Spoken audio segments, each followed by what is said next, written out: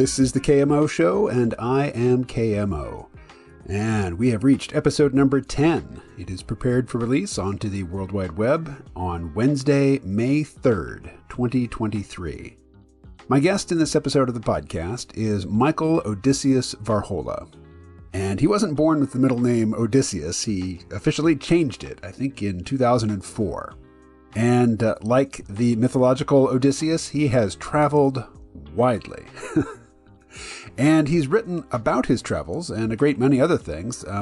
I know Michael because he used to be a regular participant on our Geb webcomic conference calls, pitching story ideas and, joke ideas, refining concepts, things like that. And he was also in charge of creating, a social media outreach campaign for the comic and for other projects that were related to the comic, like a role-playing game or a module in a role-playing game, which, as I understand it, is available on the Drive-Thru RPG website.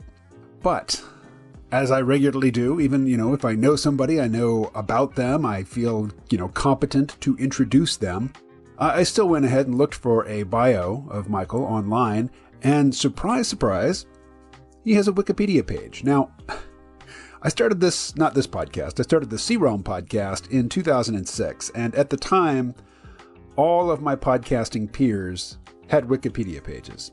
Most of them don't anymore. Those pages have been taken down. But there was a time when you could pretty much write your own Wikipedia page, and many of my friends and acquaintances, I would look at their Wikipedia pages and I would read them and I would say, oh yeah, they posted this themselves. I never did. And it wasn't from virtue, it was from vanity that I never did it. I wanted to be able to say I didn't create my own Wikipedia page. I wanted somebody else to do it. And nobody ever did. So I still don't have a Wikipedia page, at least I assume I don't, and I'm not going to take time out now to search.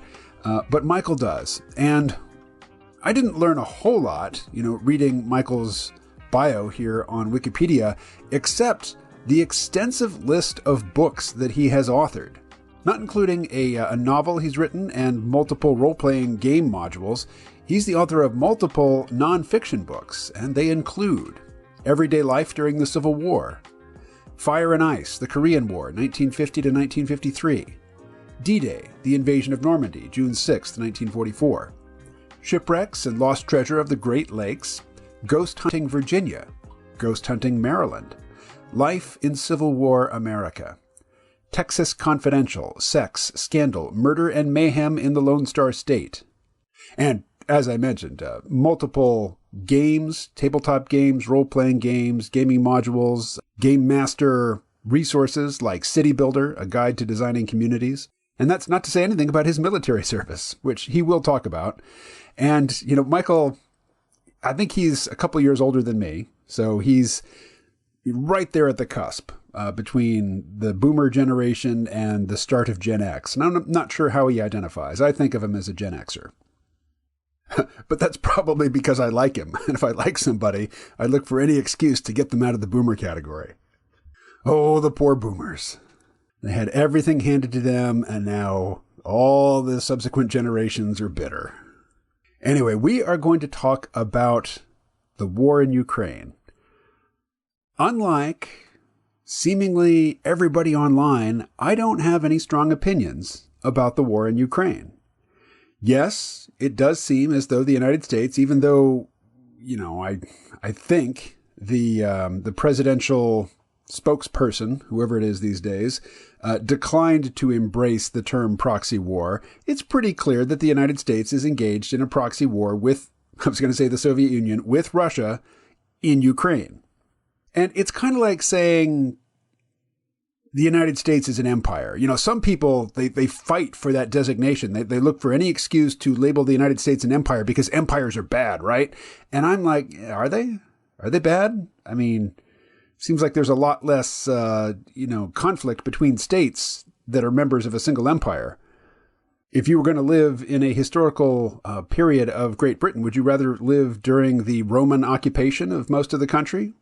Or would you rather live in the post-Roman era, just after the Romans left, say a generation or two after they left? And there's all this architecture, all this infrastructure, all these artifacts that indicate that you live in a place where not so long ago there was more going on than there is now. There was a level of cultural sophistication and complexity where you live now that no longer exists. Was it better? I don't know. But if, you were going to offer me the choice, I would choose to live in Roman Britain rather than just post-Roman Britain.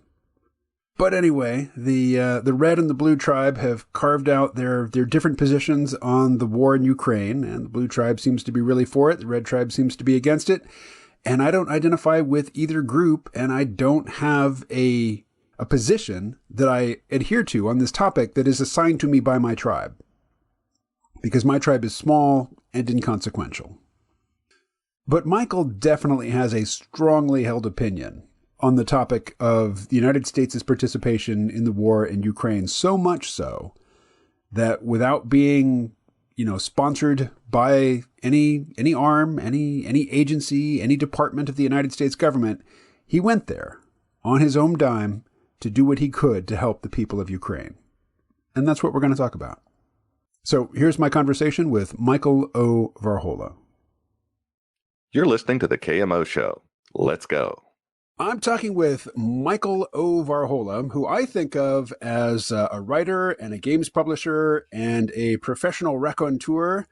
But Michael, you are a man with many, many hats in the closet, some of which you wear infrequently and others you wear more often. What are some of the hats I didn't mention? Well, far too many hats, and probably in my life, if I'd been a little more focused on one or two things instead of so many, I might have done better with them. But one of my hats is the one that's alluded to in my display name here. That's the Gnosis Project. That's a 501c3 charitable organization I started a few years back. And the reason I started it is because I traveled overseas a lot. I visited a lot of small museums that wanted to have outreach to English-speaking audiences, but weren't really able to do that effectively. So I would visit a museum in Ethiopia or Greece, and there'd be a little placard that was typed out in the local language. And then there was something handwritten with about a quarter as many words in English that was usually inaccurate or hard to read or ungrammatical. So I started this little nonprofit to help museums like that provide better outreach to English-speaking audiences. So it's really serving people on lots of levels. And then just to sort of get to the point and allude to part of why I'm talking to you today, when the Ukraine war started, we sort of retooled some of what we were doing with Gnosis Project. So translation and language remained the core of what we were doing, but we started doing it on behalf of the people of Ukraine and for purposes of preserving their culture, which has been threatened, especially since February of last year. Now, did you go to Ukraine as part of this effort? I did, yeah. I think that's really the only credible, I thought at the time it was really the only credible way to really get a sense for what was going on there. And I realize that all the more now. To the extent that I thought it was true last summer, I really know it's true now, just to get a complete sense of what was going on over there and identify needs. You watch the news and you see there are big needs. There are big needs that people there have that individuals really don't know how to have an impact on, can't have an impact on. It's very overwhelming. So being over there allowed me to identify things that I could do, that my organization could do, that my game company, I also, as you mentioned, I'm a game publisher. I have a game company called Skirmisher Publishing that publishes role-playing games and miniatures games, that sort of thing. I identified things Skirmisher could do to help. I identified things Gnosis Project could do to help. And I never would have been able to identify those things if I hadn't actually been there on the ground. I wouldn't have known where I could actually have an impact and do the most good. Had you ever been to Ukraine before? Had anyone? Apparently somebody had. Well, yeah, certainly. But no, I never had. And what's kind of funny is that the earliest piece of music I can ever remember hearing as a child, so by the time I was 6 or 7, was Mussorgsky's Pictures at an Exhibition. And it's a 10-movement orchestral piece. And the 10th movement, which is the one that just jumps out to anybody who knows this piece is dedicated to the Golden Gate of Kiev. So one of my favorite pieces of music, and one of the things always in the back of my mind I wanted to visit one day, was the Golden Gate of Kiev. And it never even really made it onto a bucket list. Ukraine was never really one of the places I was realistically, going to end up. And it really is the crisis that, that prompted me to do that. So when did you go, and how'd you fly in, or how'd you get in there? And just give me some details. Tell me about the experience. So first thing, I just wanted to fly in there. So my business partner, Brenda, and I got online, and we start just trying to get me a direct flight to Kyiv. And this message keeps popping up. You can't fly in directly to Kyiv because it's part of a no-fly zone. Okay, so that wasn't something we were able to do. And I didn't even know when we bought my ticket exactly what I was going to be doing when I was there. It was all very open-ended at that point, and there really are not a lot of good resources for realistically telling volunteers or small NGOs, how to maneuver your way around the country. So we bought me a ticket into Warsaw, figuring that I would figure out how to get there. I had 30 days to figure out what my mission was going to be, 30 days before my flight took off after we bought it. And I ended up through a friend of a friend who had volunteered in Ukraine with an independent combat medic group, meeting some people over there. So about 2 weeks before I took off, I had some contacts with an independent combat medic group that at this point is sort of been formalized as the A-Team. And I went over there and I served with them for 30 days. And we sort of pooled our resources so that I was helping support what they were doing, delivering medical supplies, delivering humanitarian supplies to shelters and to kids and that sort of thing. Combined our resources to do that, which was part of their ongoing mission, to fund more of that through my little NGO, and to visit a lot of cultural sites, which is part of what I do for purposes of translating their placards and being a witness to history in case they're destroyed. So do you speak any Ukrainian or Russian? Just a couple phrases. I could say "Dobry večer," good evening. Nostrovia. You pick up a couple phrases when you're there. Mm-hmm. But as one of our translators said, our translator Anna said, really, really sadly, of some of my teammates, they have been here 6 months and they know just 5 words. So, just because someone's heart is in the right place and they want to help out doesn't mean they're always good with languages. And Americans are particularly bad with that to start. Now, that said, I have a good friend who's an American volunteer working near the city of Kharkiv, my friend Jose, and he actually is a communications teacher. He's teaching students English, and he has been mastering Ukrainian and Russian and Czech and Polish. There are exceptions to the rule and paragons that stand out in this regard. So you flew into Poland. How did you get from Poland into Ukraine? Well, then I was part of a team who had a staging area in Poland. And the 2 guys who were on the team in country at the time, and everybody goes by call signs, nom de guerre. So Grunt and Irish grabbed their mission vehicle and drove up to Warsaw from where they were on the Polish-Ukrainian border and picked me up. So that was the advantage of being part of a team.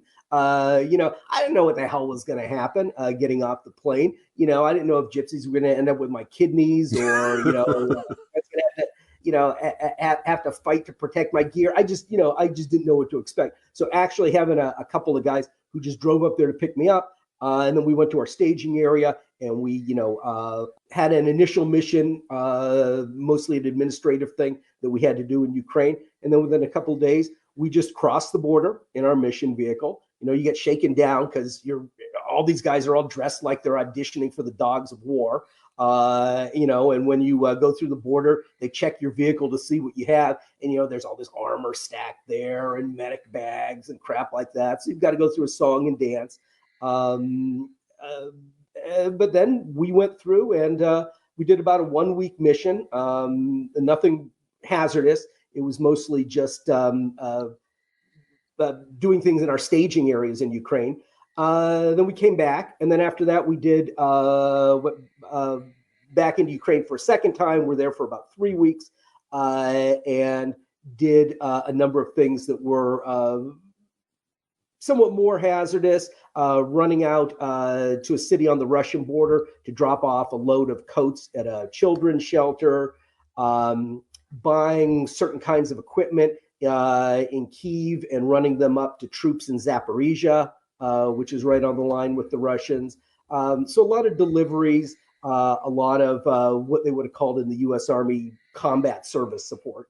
So just supplementing the sorts of work that was being done. And then anytime I could do something else, anytime I had any downtime, I was going to the local museums. I was going to the local historic sites and taking pictures of the placards and trying to interview, the docents and people running them, and just trying to get as much of an understanding as I could for Ukrainian history and culture.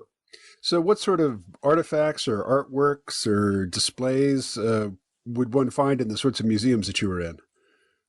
Well, really anything. I think probably most Americans have trouble getting their mind around, what Ukraine looks like. It has huge cities. It is primarily an agricultural country. I live in Minnesota right now, and so much of Ukraine looks just like Minnesota. The only difference is, in a sense, it's the same topography. It's a lot of the same climate. It's a lot of the same crops. Really, the only tell you would have, it's the same windmills. The only tell you have is that Americans live in farms, out in the country, and Ukrainians live in villages. And that's the first thing you would pick up. That Americans don't live in villages, and you'd see these villages, you'd say, oh, I'm not in Minnesota anymore. That would be the first thing that would tip you off. But as far as cultural stuff goes, what kind of museums did I visit? I visited the City Museum of Dnipro. So that looks at the history of the city of Dnipro going back to medieval times. So it's just the whole, what you would find in any city museum, the history of the city, with things like a display on all the sorts of different kinds of bricks that were made there, just what you would expect to find in any city museum. But then some real weird old school stuff that you don't see in America anymore. Like I went to a museum of zoology in Dnipro, and it was just old, creepy, stuffed animals of the sort that you just mostly don't see in museums in the U.S. anymore. And then some churches and monasteries and other places like that. We went to a mass at the monastery of St. Michael in Kyiv. Went and visited some monuments in Zaporizhia. Spent a couple days in Odessa, down on the Black Sea, visiting sites there. So really just tried to make as much of a complete circuit of the country as we could, providing humanitarian relief to the greatest extent we were able. And I was fundraising the whole time. I was online raising money and then figuring out how to use that money to buy things like winter coats was a big thing that we were buying. We took a carload of food out to a shelter, getting stuff from the western part of the country, western part of Ukraine and Poland into the eastern part that was most threatened. That was a lot of what we were doing. So mostly, it looks like I'm looking at a map right now of the country. And for some reason, I guess for authenticity's sake, Google wants to show me all the local place names in Cyrillic, which is not helpful to me. It's not helpful, no. But the Dnieper River runs right through the middle. Yeah, right through the middle. I mean, the western side of the river is bigger than the eastern side, but not by a whole lot. So you spent most of your time on the western side of the river? No, it was pretty. Well, look at your map there. Crossed the frontier from Poland and spent a little bit of time in Lviv. I've got Ukrainian friends now and a translator in Lviv. Then we went on, and one of our forward staging areas was in the city of Ternopil. So you're going to find that a little bit to the east of Lviv. Then we would travel on a route that took us through towns that included Zhytomyr and some others that I'm forgetting now. Bertizov, I think, and went to Kyiv. So we ended up going to Kyiv. I think I've been through Kyiv maybe. I've spent 3 nights there as a result, as part of coming and going for various things. So we spent some time in Kyiv. Then we crossed the Dnieper, and that put us in the eastern part of the country. And we went to a number of locations there. We went down to Dnipro, which is further down the river. Oh, way down there. Okay. Yeah. So we were in Dnipro. We spent 4 nights in Dnipro. We went out to Zaporizhia, which is one of the contested oblasts. Mm-hmm. Oblast is like a state. What they, what they would call a state. It's probably more the size of it's a state. But that's one of the areas that's contested and held half by the Russians and half by the Ukrainians. So we went out to Zaporizhia. It's where the biggest nuclear power plant in Europe is. So it's that's one that ends up on the news. Yeah, you can see it right there. It's right above your cursor. Yeah. And we ended up, we went to Zaporizhia twice. And I could say I've got my favorite cafe in Zaporizhia. That's important. On the borscht for the first time. And we went out to Kharkiv, and you're going to need to zoom out and go way up to the far northeast to be able to find Kharkiv. There it is. Yeah, that's about 30 miles from the Russian border. So we did some humanitarian runs of supplies, went to a shot up residential neighborhood and met a guy who runs a shelter and dropped off a bunch of food and coats for kids there. And then the last big place we went was Odessa. And that's like way down at the opposite end of the country now, to the west of the Crimea. Wow, you did get all over, didn't you? Yeah. Yeah, and this wasn't all necessarily one route. Like we spent 4 days in Dnipro and, went out to Zaporizhia while we were there. So we didn't actually spend the night in Zaporizhia. We just conducted business and ate lunch. And we had a staging area in Ternopil, so we stayed there any number of times. And then a number of Ukrainians who supported our efforts as volunteers put us up while we were in Kyiv. So we had some friends that very generously gave us food and shelter while we were in Kyiv. Yeah, sounds like it. So what was happening militarily while you were there? A lot of air raids. A lot of air raids.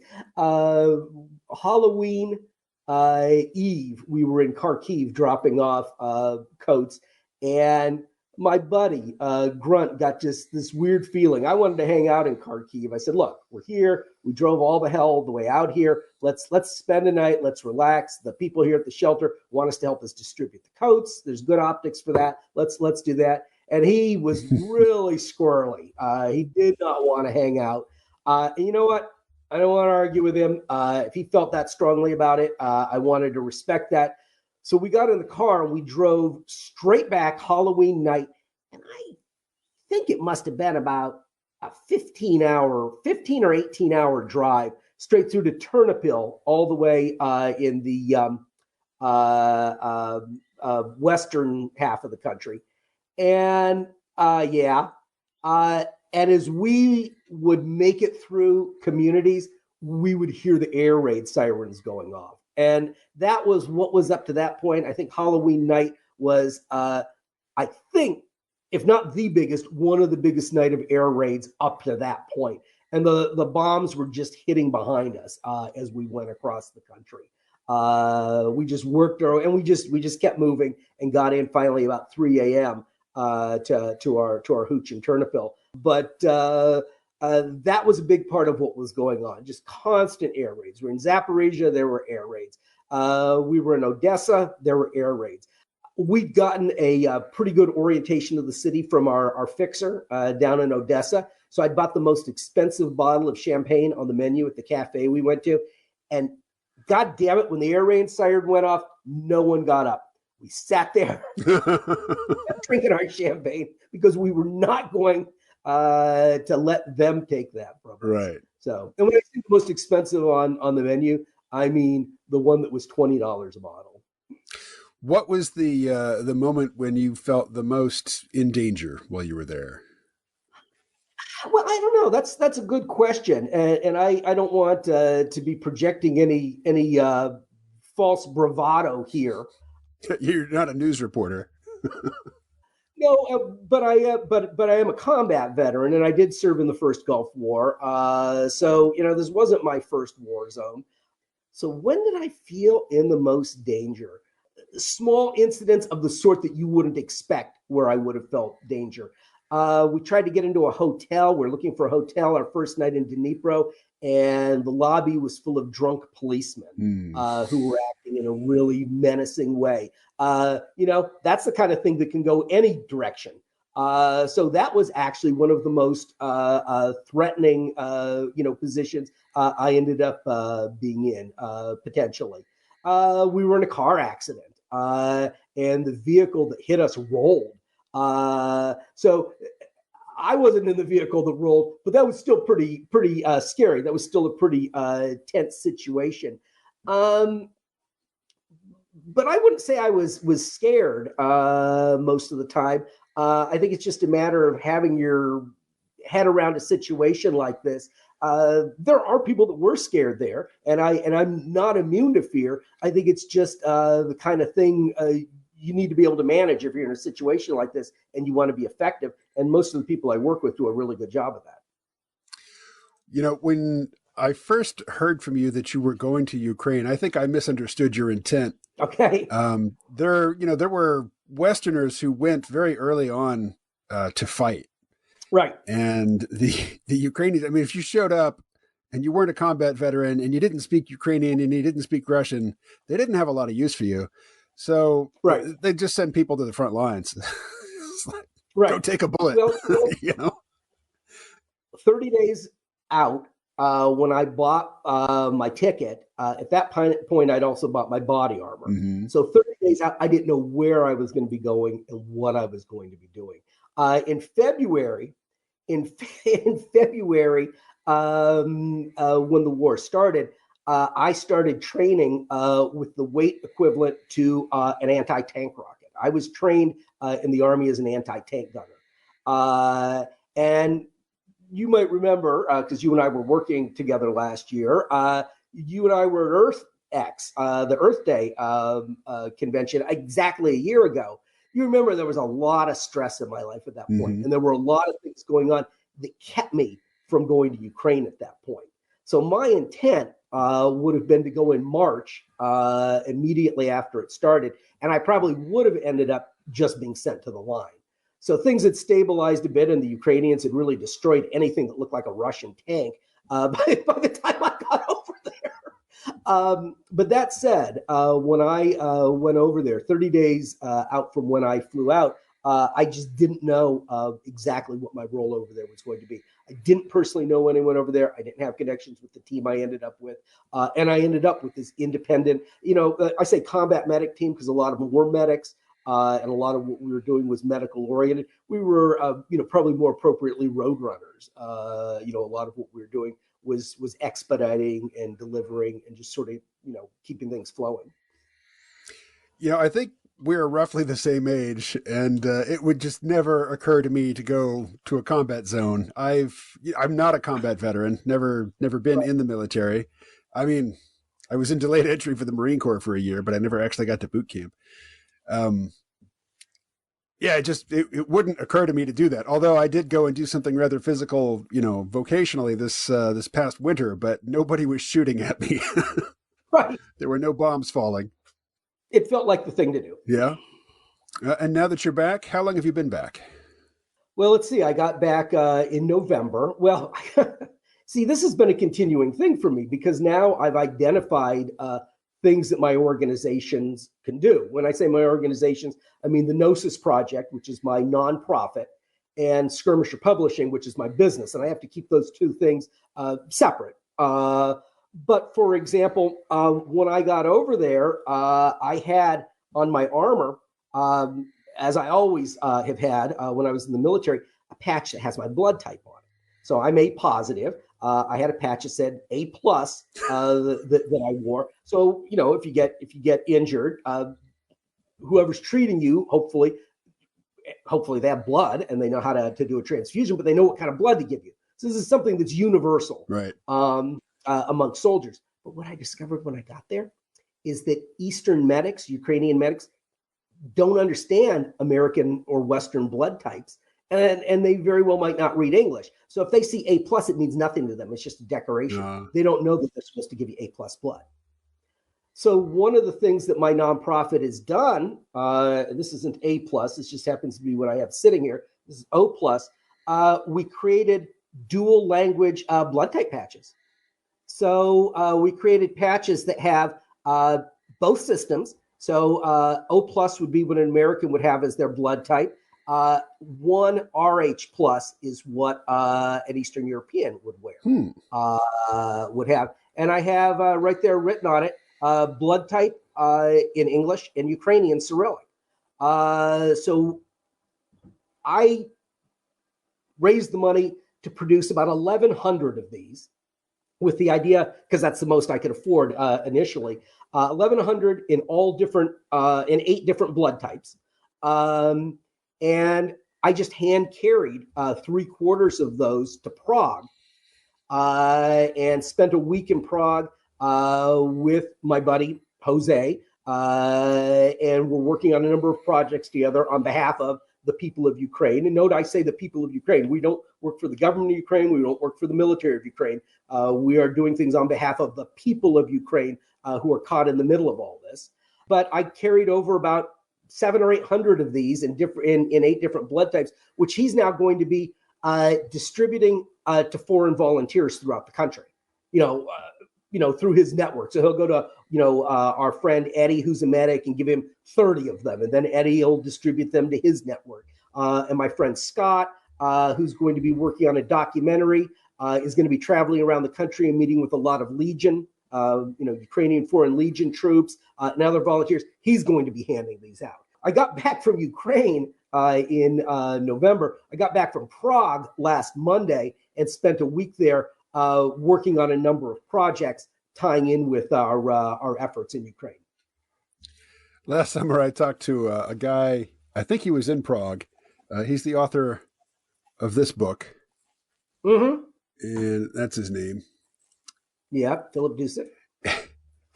And I, just in introducing him, mentioned that he was in Czechoslovakia.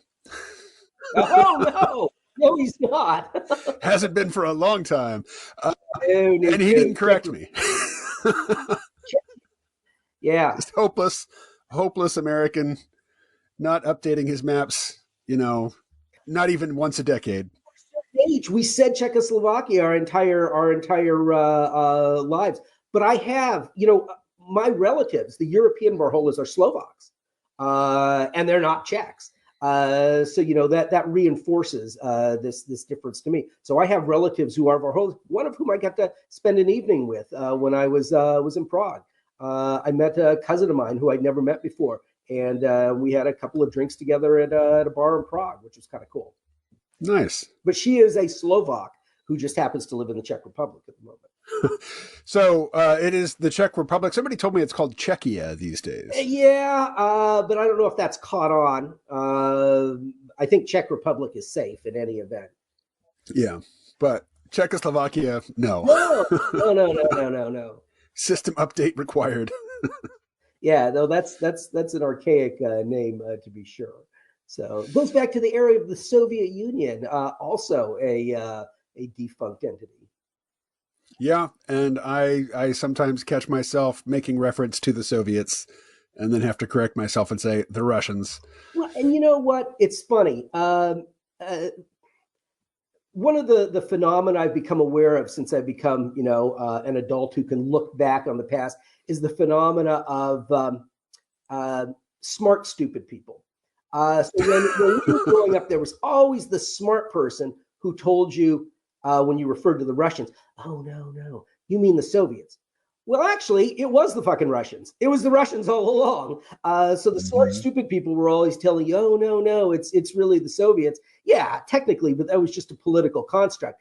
It was the Russians that were behind them in making all that happen. It was not inaccurate to say the Russians then, and it's, of course, the only accurate thing to say now. Well, you've never met her, but a woman that I lived with for 5 years or more, her name is Olga, and she came from the Soviet Union to the U.S. as a child. But her family is from Moscow, and they consider themselves Russian. But she herself was born in Ukraine. Oh, okay. Because the Soviet, the Communist Party, they just sent people everywhere. Yeah. They sent Russians to all the different satellite countries. And so you've got pockets of Russians all over, Yeah. And it's pretty messy. I mean, it's a difficult thing to create these partitioned countries to have their own identities, because there are, or at least were, so many Russians living in them. Well, keep in mind, this was the pretense that Germany used at the beginning of World War II to conquer, invade, seize areas all over Europe. They said, well, we have pockets of Germans living here. These are traditionally German areas, and now the Germans are being picked on by the Czechoslovakians or whatever, and we have a right to seize these areas.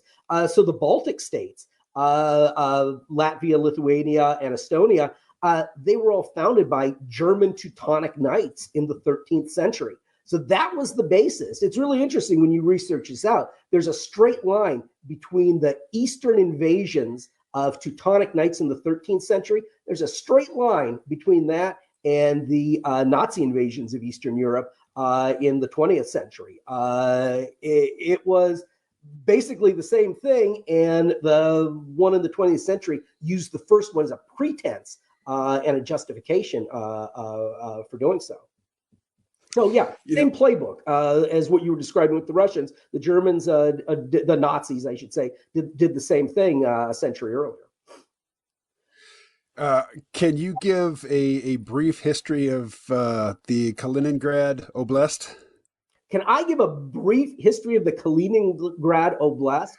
I could give one, but it might be error prone. And since you're better versed in European history, I don't think I can give a brief history of it, except to say that Dnipro, I believe, did it used to be Kaliningrad? No, it used to be Katarinengrad. No, what is it you want to say about the Kaliningrad Oblast that I'm not getting? Well, it's not in Ukraine. It was a piece of the Soviet Union. Okay. It is between Lithuania and Poland. Oh, Kaliningrad. Yeah, of course. Yes. Yeah. And it's now part of Russia, but it is not contiguous with any other part of Russia. I mean, it borders the Baltic Sea, Lithuania, and Poland. I know. I did not even know that. And it was populated entirely by Germans. And I think it was in World War II, but this is where my, toward the end of the German occupation is where I get fuzzy. But basically, the Germans handed it to the Soviets or to the Russians, I forget which, and the population basically moved to Germany. And the Soviets moved in a bunch of Russians. So there's, I think, like 2 million Russians living in this, oblast, as you call it. It would be a state or a province or, a prefecture or something like that. But yeah, it's just this Russian state that's not in Russia. And I had no idea. I did not know that was a thing. Yeah, and it is absolutely surrounded by NATO countries. I mean, it borders NATO countries on 3 sides and the Baltic Sea on a 4th side. Well, you get weird exclaves like that. Like there's a city called Malia, which is in North Africa. I think it's in Morocco. It's not in Morocco. It's attached to Morocco. and it's actually an exclave of Spain. It's actually part of Spain that they've just held on to, and it's not in contact with Spain at all. So the same. There's more weird little things like this around the world than most people would think. Because I didn't know about the Kaliningrad exclave at all. That was not something I was familiar with. So there are rail lines that connect it to Russia, but they have to go through Lithuania, which is a NATO, it's a NATO partner. It is a NATO state. And so, the Russians and the Europeans had to work out a deal by which to say, yeah, trains can still, pass through this NATO country from Russia to get to the Kaliningrad Oblast. I suspect you've heard of the Free City of Danzig. I couldn't say a whole lot about it. I've certainly heard the phrase Free City of Danzig. Well, there's a Polish city today called Gdansk. Gdansk, Poland. It's a coastal city. It's up on the Baltic. But prior to World War II, it was emotionally, it was divided between ethnic Germans and ethnic Poles, but it was an independent city that I think was a protectorate of the League of Nations or some such.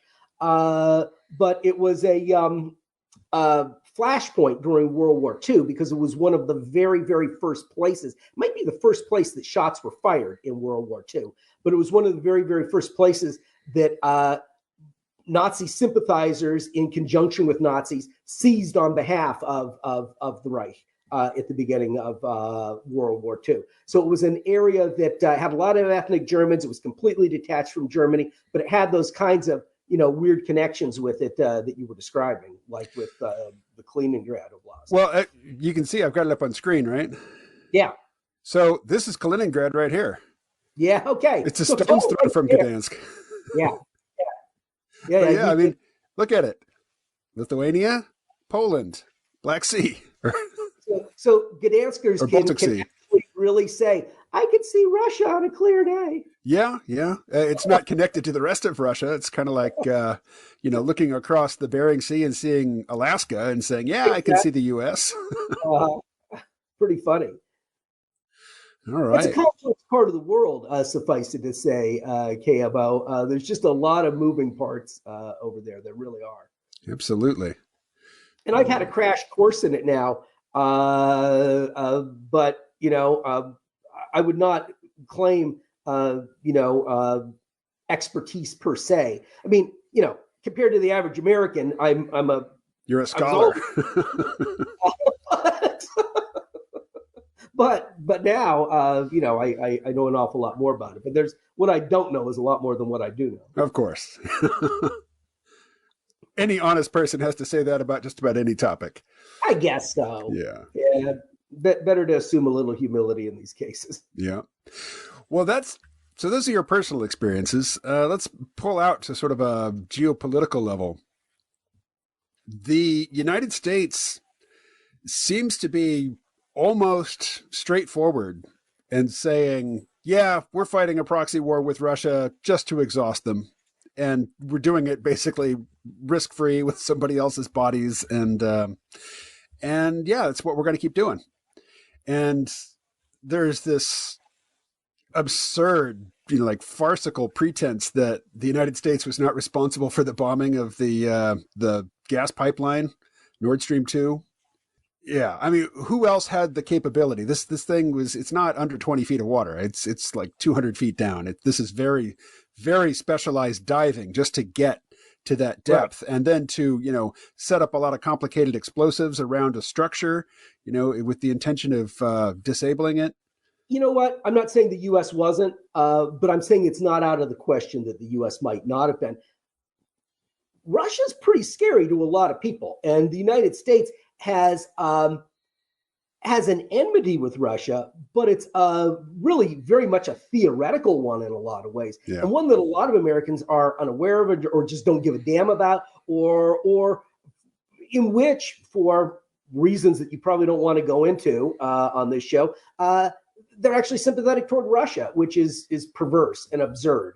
But there are a lot of people who, like the Baltic states, Latvia and Lithuania and Estonia, they are under existential threat from Russia. They are under the threat of extermination, of ceasing to exist, of having their most prominent citizens executed or put in camps, of no longer being a country or a people. A lot of people are motivated to fuck with Russia and be stumbling blocks for it. So when we say, oh yeah, it obviously was the U.S., not necessarily. There are a lot of people who are motivated to make life difficult for the Russians and to be a thorn in their sides. Yeah, I don't think it's a question so much of motivation as it is capability. I mean, if China builds a moon base and somebody sabotages it, it probably wasn't the Tibetans. You know?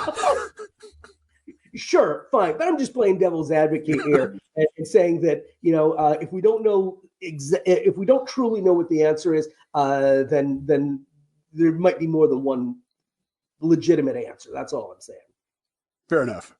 So what's your take just on the geopolitical level? Well, my take is a combination of both personal and dispassionate. Mm-hmm. I was a NATO soldier. I was trained as a mechanized infantryman to hold the line against the Russians. They were the old enemy. They were a real enemy. Not the Russians, Michael, the Soviets. Exactly. Right. Well, and technically you're correct. But strangely enough, they all spoke Russian. Strangely enough, they all spoke Russian. But they were a real threat to us. And I had what was referred to as a die in place mission. I think the actual acronym was the D stood for disposition in place. But it basically just meant we drove up to the border, we dismounted all of our weapons from our vehicles and dug in. And we just held our ground and slowed the Russians down as much as possible while forces in the U.S. were being mobilized to come over and stop them. So this was not a theoretical thing when I was in the military in the mid and late 80s. This was a real thing. And then all of a sudden, I got out of the Army. I stayed in the reserves. I went to Paris and was a student there on my GI Bill for a couple of years. All of a sudden, it all just collapsed. It all just fell apart. We didn't make it fall apart. They fell apart because they were rotted from within. But they were a real threat, and we trained in earnest to hold the line against them. And the line we would have been holding would have been the line of civilization. It would have been the line that kept Germany and France and England and ultimately the United States from coming into direct conflict with the Soviet Union. So I know that they're a threat, and I haven't forgotten that. And I'm so ashamed and baffled by friends of mine, in some cases, acquaintances, former friends, depending, who were NATO soldiers and who devoted parts of their lives to holding the line against this enemy, who now have wavered on that for whatever reasons. And unfortunately, like I said, I know you don't want to get into this, nor do I, but I think the reasons for being sympathetic toward Russia or being willing to give Russia a pass or pretending that somehow Ukraine was always just as bad as Russia or just as much of a threat to us as Russia, I think they have tainted motives, and I think they're wrong. Russia is a threat to America. I mean, we know unequivocally that Russia played a role in tainting social media and influencing the way Americans have voted in elections for the last 10 years. That's a pretty serious enemy. That's an implacable enemy that has, to this day, over the last 10 years, damaged our country immeasurably. They are the enemy. So that is my zoomed out view on this, that they are an enemy of the United States, that, yeah, there is a proxy war going on in the Ukraine right now. And every American who really actually understands the threat that can be faced to us from external factors should get behind the effort to win this proxy war. That is my cynical, dispassionate, realpolitik view of it. My personal one is that Ukraine is full of normal people who are so normal, in fact, that they want to gravitate toward the Western world rather than toward Russia and the Eastern world. They're not the same. I've met Russians. I've interacted with Russians. They're not uniformly horrible. I'm not going to be xenophobic and say that. But most of the Russians I've dealt with don't feel anything like people from our society do, whereas Ukrainians do. Russians, Ukrainians they don't feel like the same thing. And Ukrainians want to have what we would call normal, westernized lives. And on a personal level, I've met a lot of them. I've seen how their lives have been disrupted. And when I think of the Ukrainians, I look over at my neighbor's house. I look at my house. I look at people I know and I care about, and I say, what would happen if my fucking house blew up tonight? I mean, if my house blew up and tanks came rolling into my neighborhood, this is really what happened to real human beings. And people can laugh at it and they can make fun of it and they can talk about how, well, corruption, bullshit, this and that. But human beings had their homes blown up and they had to walk away with nothing. They had to leave their pets. They had to leave the bodies of their loved ones. Imagine your home being blown apart and you walking away alone and leaving behind your dead pets and your dead relatives. And people in another country saying, well, the government of Arkansas was pretty corrupt. and you're not going to want to hear that bullshit, right? Right.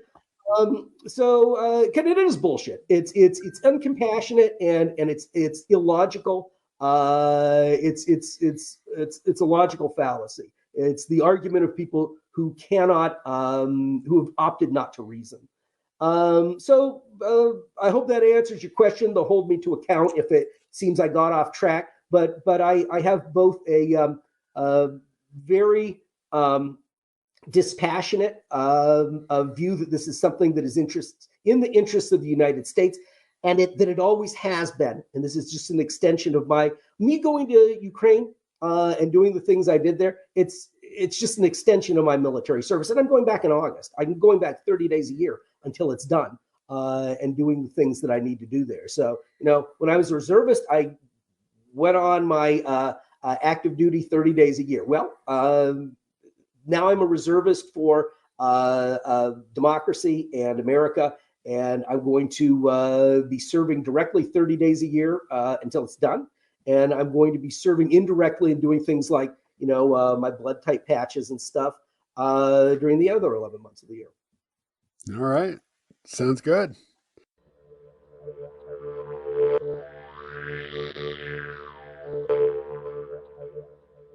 All right, that was Michael O. Varhola, and if you'd like to know more about the work that he's doing in Ukraine, you can find a link to his project, the Gnosis Project, in the show notes for this episode, and also a link to the Skirmisher LLC gaming company.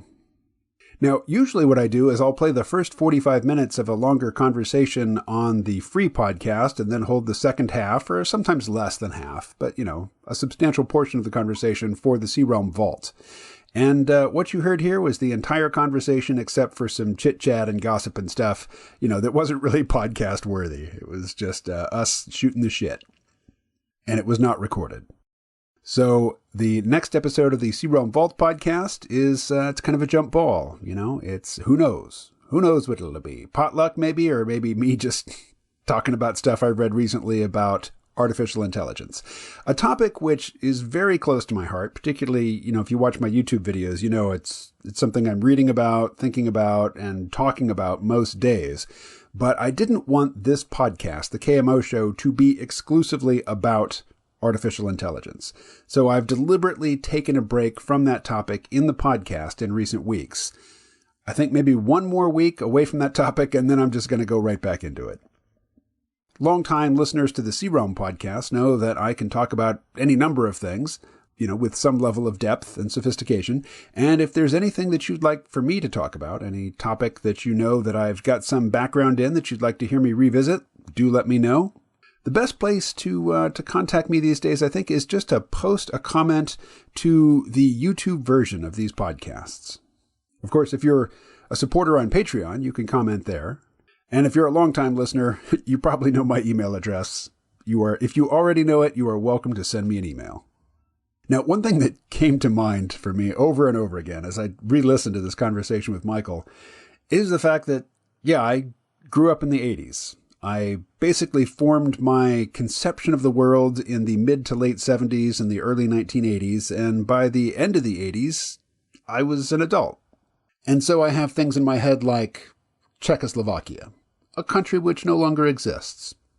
And longtime listeners also know that I've got a whole bunch of Star Trek in my brain, and I just kept thinking of the Christopher Plummer character from Star Trek VI, The Undiscovered Country, Klingon General Chang, who was not ready for peace. He wanted to maintain the old hostilities between the Federation and the Klingon Empire, even though such hostilities were just more than the Empire could afford to continue. And Star Trek VI is pretty obviously an allegory for the Cold War, with the Federation being the United States and the West generally, and the Klingons being the Soviets. And the character from the film, Klingon Chancellor Gorkon, was very clearly meant to be a stand-in for Mikhail Gorbachev. But in case all of the Cold War symbolism on display wasn't obvious enough to really just seal the deal, Christopher Plummer, as Klingon General Chang, says to James T. Kirk, played by William Shatner, "In space, all warriors are cold warriors." And yeah, I mean, I've lived about half of my life now, maybe a little more than half my life, in the post-Cold War era. But my worldview was pretty much laid down in the Cold War. Now, I've since come to, hold my own worldview, my own prejudices, my own reality tunnel, as Robert Anton Wilson would call it, at arm's length. I'm still holding it. It's still part of my biography. It's still part of my mentality. But I realize that, it's a map. It's not the territory. It is a collection of facts and observations and opinions which were delivered to me at a time when I wasn't as skeptical as I am now, when I wasn't in a position to, this is really before the internet. Now, yeah, if you want to be one of those smart, stupid people, you can say, the internet, as in the form of DARPANet, has existed since the 1970s. Yeah, whatever. The World Wide Web was born in the early 1990s, and I grew up in the 80s, and that was before the web, and it was before I had any contact with even the pre-web internet that I was involved with, Usenet, Internet Relay Chat, that sort of thing, bulletin boards like the Well. Yeah, I had glancing contact with all that stuff, but really, like most people, the internet for me is the World Wide Web. And for my children, they never knew a time when the web didn't exist. But I do. I'm Gen X. I grew up in the analog era and transitioned to digital when I was still, young enough to have some mental flexibility. I have a foot in both worlds, although I am increasingly baffled, perplexed, and irritated by modern user interfaces. But that's a rant I will not engage with here. Let me just say that, Michael's example about what if some army rolled through the place where I live now, destroyed the house where I'm living, a house that my grandfather built, killed my relatives, killed my pets, forced me to flee with just what I could carry. And I learned that some smart aleck on the other side of the world, who only knows about my situation through the internet and, filtered through their own tribe's ideological lens. And they say, the government of Arkansas has always been corrupt. Therefore, we don't need to do anything about this. The Arkansans had this coming. If you live in the United States and you live in, a blue city or a blue state, you might think, yeah, fuck those Arkansans. In fact, you probably never even say the word Arkansan or, articulate it to yourself in your head. And, I'm not saying that I've completely come around and I'm like, yeah, okay, we absolutely have to write, the Ukrainians a blank check and crank up our munitions creation capacity, crank it up to 11 and churn out as many rockets and mortar shells and bullets as we can to give to the Ukrainians. But, I won't continue in that vein because, an end of the podcast rant like this they usually come around to some point, some proposition that I'm making a case for. And I'm just not making a case for anything here other than encouraging everybody to realize that we live in a complex world. Things which seem absolutely clear to us are probably clear because so many other facts about the world which would muddy our perception have been carefully pruned and filtered and just removed from the presentation that is given to us largely by algorithms.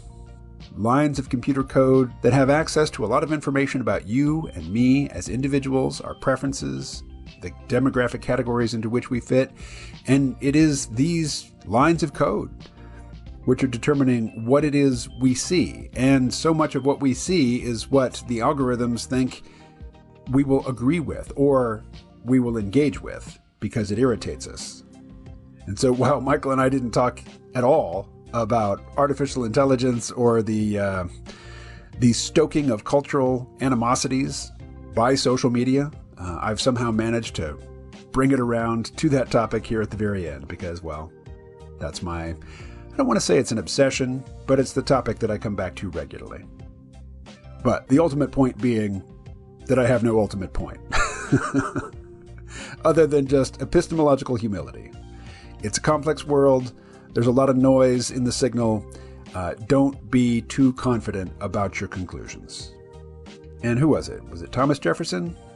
Somebody said, in matters of principle, stand firm, and with everything else, go with the flow. Which I agree with. But then the ideologue will make everything a matter of absolute bedrock principle. In which case, my response is just to take a page from the young folks' vocabulary, go outside and touch some grass. Something I do multiple times a day. I guess I don't necessarily reach down and touch the grass with my hands, but I'm outside quite a bit of the day because I have a young puppy whose bladder and bowel control is not what it will be when she's a grown dog, and I give her lots of opportunities to go outside and do her business, as we say. All right, well, I imagine you have business to get on with, so get to it. I wish you well, and I will talk to you again quite soon. Take care.